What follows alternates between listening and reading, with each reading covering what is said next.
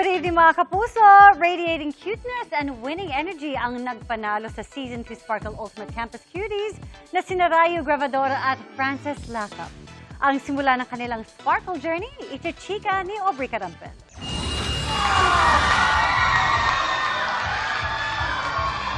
Out of 19 finalists, ang cutie lover boy ng Bulacan na si Rayo Grabador at ang go-getter influencer ng New Manila na si Frances Lacap ang itinanghal na Ultimate Campus Cuties ng Sparkle Campus Cutie Season 2.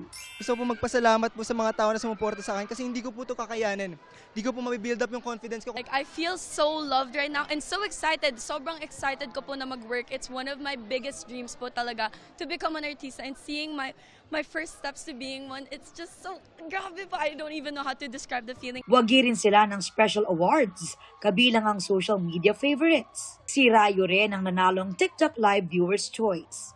Nakuha naman ni Frances ang Studio Who Stars Award.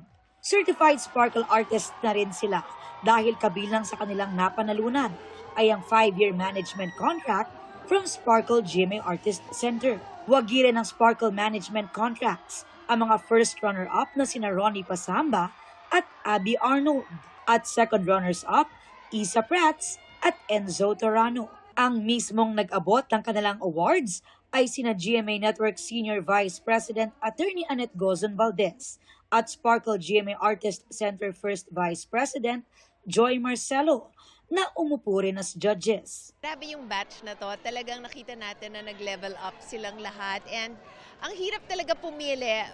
I think all of them really deserve to win. Pero ito nga, we're getting the top 6 for Sparkle. Baka hindi lang yung top 6, let's see. Kasi talagang lahat sila talented.